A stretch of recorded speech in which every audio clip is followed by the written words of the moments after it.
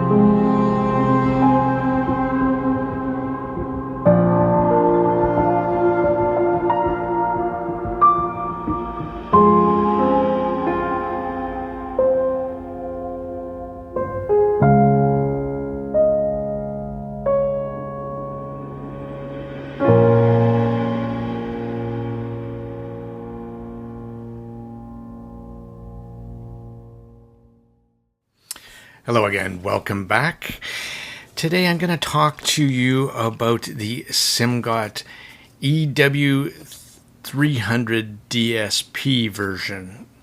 So in this video, I'm going to try and be as absolutely upfront and sincere and as unbiased as I possibly can, though I do have a bias for Simgot because when the EA500 came out, I helped bring that awareness to the market. I'm very proud of that. It was a great IM and a great release.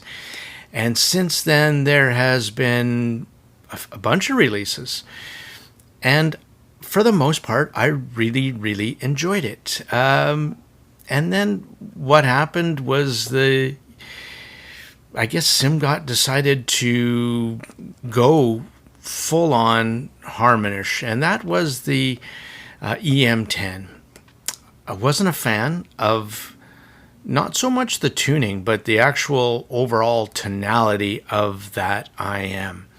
And the Super Mix 4 also came out, and to high acclaim. And to me, again, I just didn't find the specialness that I found with the EA500 and subsequently the EA500 LM.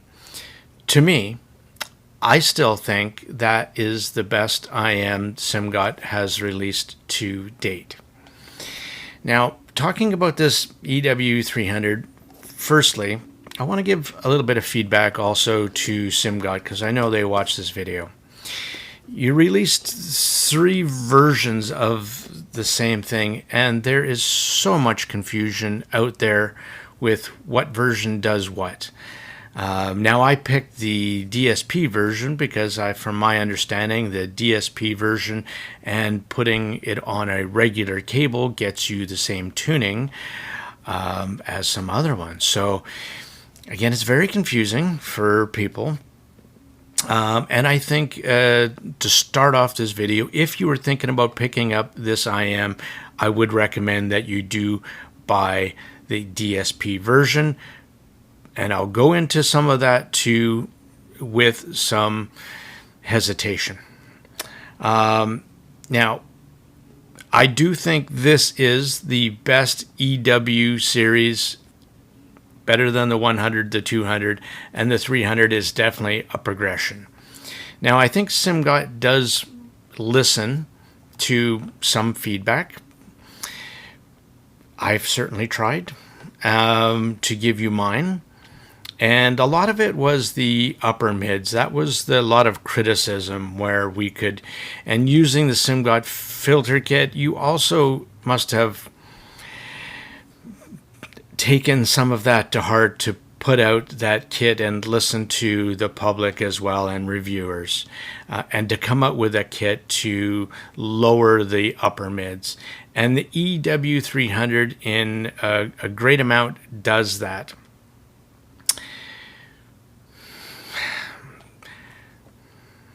Okay. You see hesitation in my voice and in this video, and I really want to love this I am, but I can't. And I'll tell you why. It has to do, and I don't know if it is the drivers or the tuning or a combination thereof. So I am going to be a bit critical.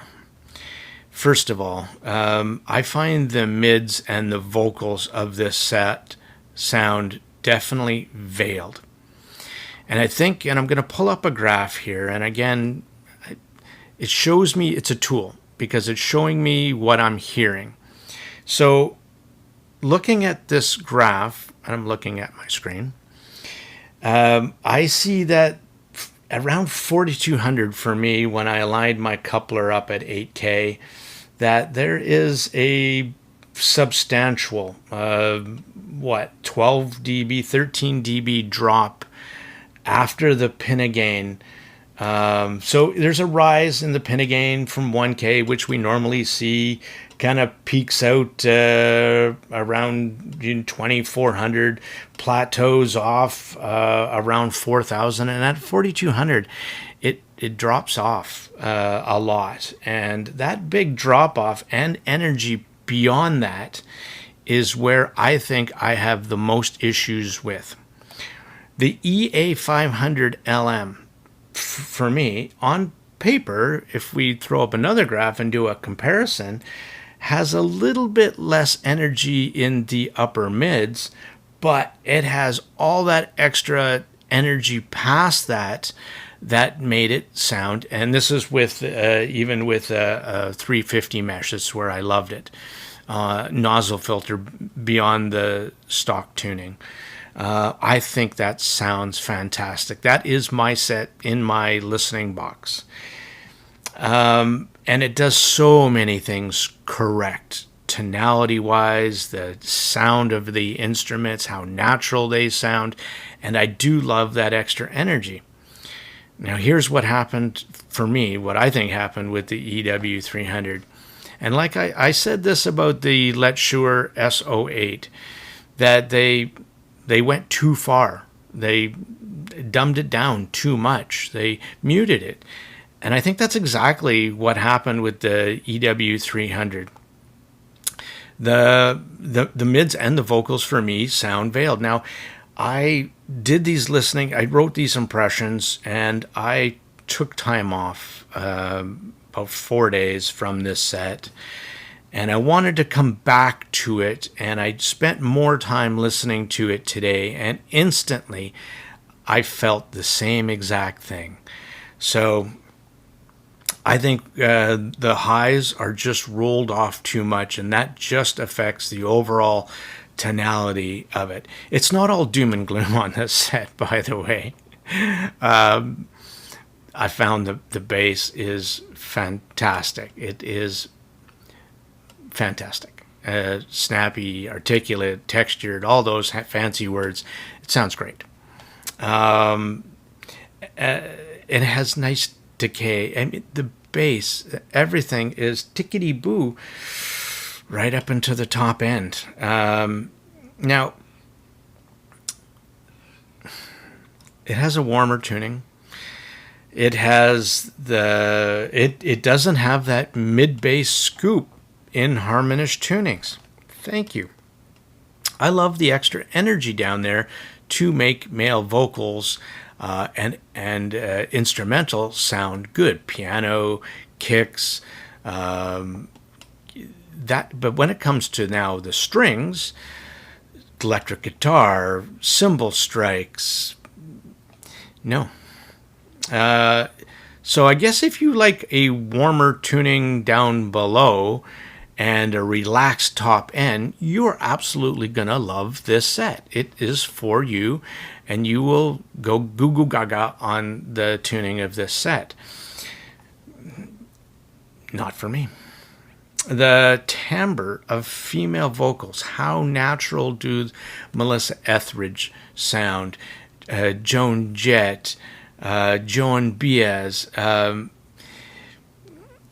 Evanescence. They don't. They're missing the mark when it comes to natural sounding female vocals. And there's not enough energy in that upper end to bring out the nuances in the vocal cords for females. And I am a huge female vocalist fan. So for me, this set didn't, it was a complete turnoff for me on the tuning, though I appreciated the less upper mids that I had to tame down on the EA500 and 500 LM. It was done, in my opinion, incorrectly in the tuning, for my taste, I should say. The rolled off top end reduces the ability of the EW300 to fully exploit big dynamic hits, orchestral music, the micro dynamics where you hear quiet passages and then moving up to louder passages in a song to build excitement. I'll give you an example, though it's not classical, but it's played by Tina Gao, who is an electric cellist. The God Particle. It's just here, though, now we're talking about the lower octaves as well. It's also missing the timbre of the cello. The strings do not come out cleanly. The mids are quite recessed and sound veiled on the replay. There's just not enough energy up top for strings and electric guitar on this track to sound correct. I could go on more tracks on like that, but that's really sums it up in a nutshell. I think overall the EW300 offers and a very welcomed flavor with the reduced upper mids and than what we've been seeing from Simgot's house signature, which is very harmonish on the line. I think Simgot you need to find your way. You need to find your stride. I think you lost your way. There's too much playing around with different drivers and not enough focus really on what brought you back from the dead with the EA500. That had special sauce in it. And why people were talking about your company again. I know you have great drivers. I think there's one in here in the EW300. I think you should build upon that. Lower the upper mids. Maybe put a second dynamic driver or two of those in there for the mids. But you'd seem to do a good job with the EM6L on the mid, so I know you can tune, and I know you can use balanced armatures. The messing with the piezo, great. I didn't hear special sauce in the EM10. I didn't hear it in the Super Mix 4, and I don't hear it here either. So you're adding a driver to make it a tribrid, but it's not adding anything, in my opinion, to the overall tuning. As it is, the EW300, I think, is just tuned too safe. It went too far the other way for a tonally accurate replay. And as such, dynamics, a stage, and overall, a good sounding and fun listen is just missing something up top, a lot of something, actually. If you were to choose one of these EW300s, I would say go for the DSP version. But for me, that also had issues with volume scaling.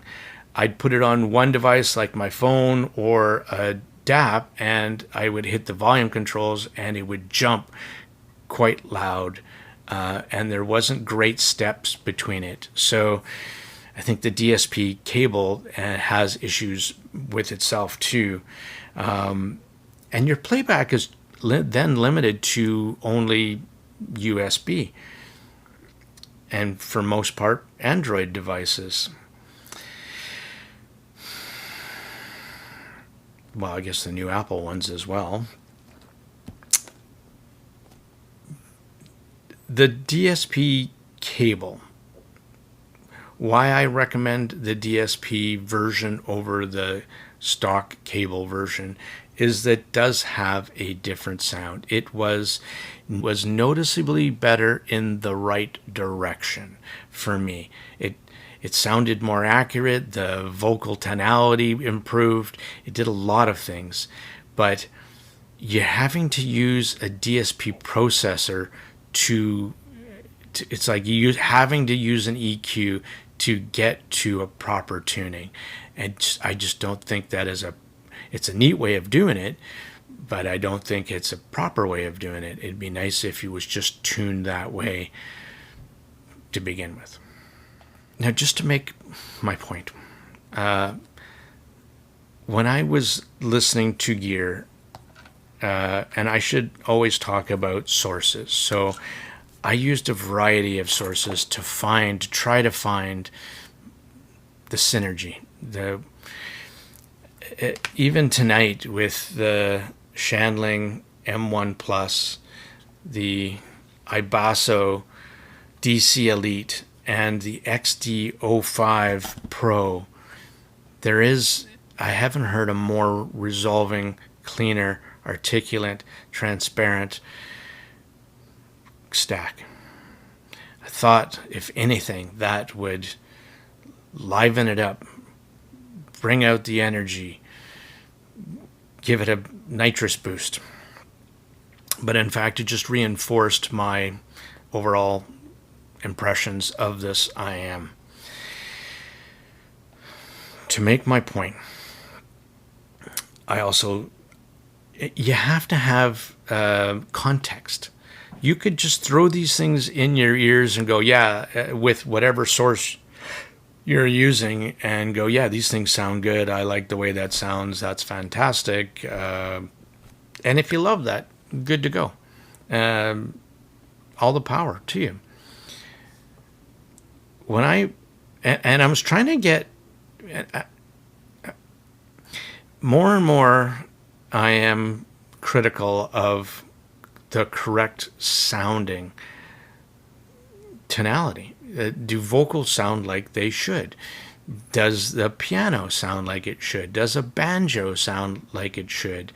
And if I answer no, then I start also putting in other gear to compare against. And I had just come off of an ORIVETI LOWMASTER, $149 hybrid as well. Kept it simple. So yes, it is double the price, but it's tuned almost exactly the same up to 2K. And even then, the energy is rolled off more up top, but the big difference was the timbre and the tonality just sounded correct. The ORIVETI sounds natural in the mids, not veiled or rolled off like the Simgot sounds.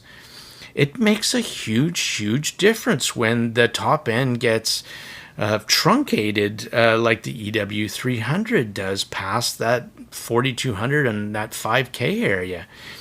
Vocal timbre gets out of whack. The tonality of string instruments suffer. Overall clarity, dynamics do not sound correct. The plucks, the resonances, the harmonics that you should be able to get off of the instruments and strings, and the nuances in vocals, it's missing. if you listen to the LOWMASTER, you can hear what you're missing, including the stage and then the microdynamics and overall dynamics was noticeably different. I also did some comparisons when I did my TRN White Tiger. Now that IM was exactly the same price as the Simgot, with a way nicer cable, modular cable, nicer case. And I have been critical with Simgot in the past about the cheap cables that you do throw in, and it's no longer an excuse. Not when you can't compete with your peers. When your peers are coming out with better tuned, better sounding gear with way better accessories for exactly the same price or less, then you're not competing. And that's where you need to step up. So from my heart, I'm really wishing that Simgot would go in the right direction, and I'm rooting for this company. I really am, and I want to see it succeed. The people there, Fiat, is so very nice to deal with. Let me just wrap this up. I'll give you some final thoughts. And I don't know, again, if it's the drivers or the tuning or that piezo or the BA that's in there, the combination of all of the above that makes this what it is. But I'm not going to recommend it. The EM6L, in my opinion, was a great step in the right direction. The EA500LM just needed tweaking. Maybe throw a BA in there and lower those upper mids a bit, and magic mix, voila. That's it for this video. I thank you for watching. Much appreciated. Cheers.